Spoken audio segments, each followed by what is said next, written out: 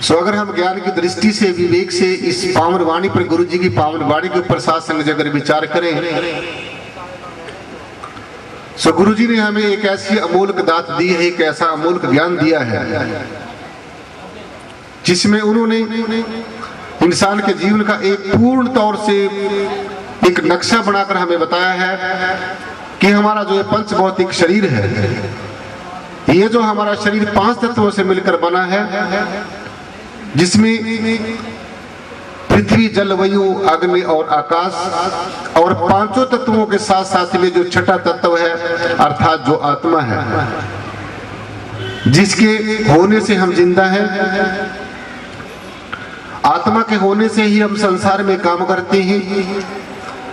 अगर हमारे शरीर में आत्म तत्व है, छठा तत्व है जो परमेश्वर का अंश है, इसी आत्मा के होने से ही साथ संगत जी हमारा शरीर काम करता है, हमारा मन काम करता है, हमारी बुद्धि विचार करती है, हमारा चित्त चिंतन करता है, हमारी इंद्रिया ज्ञानेंद्रिया संसार के काम काज करती हैं, वो सब आत्मा के कारण ही करती हैं। और ये जो हमारा शरीर है, जो ये हमारा साथ संगत जी शरीर है, ये जड़ और चेतन दोनों इकट्ठे हैं। ये 5 के 5 तत्व जड़ है और इनमें जो छठा तत्व आत्मा है, उसके कारण ही हमारा शरीर, जैसा मैंने आपको बताया है, जिंदा है। हम आत्मा के कारण ही काम कर रहे हैं। जैसे बनारसी दास जी इस शरीर को छोड़कर संसार से रुखसत हो गए हैं। एक्चुअली होता क्या है, जब इंसान शरीर छोड़ता है, जब हम ये शरीर छोड़ेंगे, जड़ अलग हो जाएगा और चेतन अलग हो जाएगा। चेतन चेतन में समा जाता है और जड़ तत्व अपने तत्वों में समा जाते हैं। सिर्फ ये हमारे तत्वों का रूपांतरण होता है, हमारे तत्वों का बदलाव होता है, सिर्फ हमारे तत्व बदलते हैं और कुछ नहीं होता। जिस इंसान को ज्ञान है, जिसके ऊपर सदगुरु की कृपा है, जिसके ऊपर साथ संगत जी परमात्मा का अनुग्रह है, परमात्मा की कृपा है,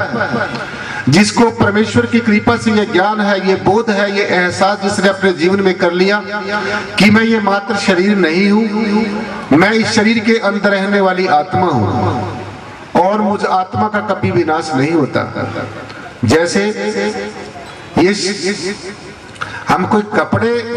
पुराने कपड़े उतार कर नए कपड़े पहन लेते हैं, ठीक इसी तरह से ये जो हमारी आत्मा, शरीर के अंदर जो आत्मा है, ये भी अपने अपने कर्मों के अनुसार, जैसे जैसे हमारे पूर्व जन्मों के कर्म हैं, जैसे हमारे प्रारब्ध कर्म हैं, जैसे हमारे संचित कर्म हैं, जैसे हमारे वर्तमान कर्म हैं, तो सारे कर्मों को मिलाकर जो सारे कर्मों का जखीरा होता है, सारे कर्मों का जो परिणाम होता है, जो रिजल्ट निकलता है, उसके अनुसार ये आत्मा इस शरीर को छोड़कर दूसरा शरीर प्राप्त कर लेती है, दूसरा शरीर धारण कर लेती है। जैसे हम पुराने कपड़े उतार कर नए कपड़े पहन लेते हैं, ऐसे ही हमारी आत्मा शरीर को छोड़कर दूसरा शरीर धारण कर लेती है। इन 5 तत्वों को तो साथ संगत जी हमें पता है। हम अपने शरीर को तो जानते हैं, इस शरीर के नाम को भी जानते हैं, इस शरीर की हमें पहचान है कि फला आदमी फला है, फला आदमी का ये नाम है, फला आदमी इस जगह का रहने वाला है, अमुक आदमी के साथ हमारा ये रिश्ता है, ये संबंध है। लेकिन जो आत्म तत्व है, जिसकी पहचान करना अति जरूरी है और जिसने अपने जीते जी आत्म तत्व की पहचान कर ली, उसका तो संसार में आना सार्थक है, उसका तो संसार में आना ठीक है। वरना ज्ञान की कमी के कारण, सदगुरु की शरण के बिना अगर ये जीवन ऐसे ही चला गया तो साथ संगत जी ये जो जन्म मरण का चक्कर है, जो जन्म मरण का गोरख धंधा है, ये जो जन्म मरण का जो जाल है, ये कटेगा नहीं, फिर इसी 84 के चक्कर में आना पड़ जाएगा। सो अगर हम चाहते हैं कि हमारे जीवन का उद्धार हो, अगर हम चाहते हैं कि हमारे जीवन का सुधार हो, अगर हमारी ये इच्छा है कि संसार में हमें बार बार ना आना पड़े, संसार में हमें बार बार यहाँ पर धक्के काल की माया के बार बार थपेड़े ना खाने पड़े, ये जो काल की प्रबल माया है इससे हम मुक्त हो जाए, तो फिर इसका एकमात्र उपाय है, सिर्फ एक ही तरीका है, और संसार का कोई भी तरीका, कोई तौर तरीका, कोई उपाधि उपलब्धि, कोई ऐसी प्राप्ति नहीं है जिससे हमारा जन्म और मरण खत्म हो जाएगा। सो हमारा जन्म और मरण, इस संसार का जो लगाव, इस संसार के रिश्ते नाते सगों संबंधियों के साथ जो हमारी आसक्ति, जो पकड़ और जकड़, ये तभी खत्म हो सकती है जब हम किसी ऐसे परिपूर्ण, किसी ऐसे पूर्ण ब्रह्मज्ञानी, किसी ऐसे तत्वदर्शी, आत्मदर्शी संत महापुरुष की चरण शरण में जाएंगे। और संसार से मुक्त होने का, मोक्ष और मुक्ति प्राप्त करने का और कोई तरीका नहीं है। चाहे हम जितनी पूजा कर लें, कितने भी हम पाठ कर लें, कितने भी हम जप तप संयम और साधनाएं कर लें, कितने भी हम तीर्थों के ऊपर स्नान कर लें, कितना भी हम धर्म स्थलों का भ्रमण कर लें,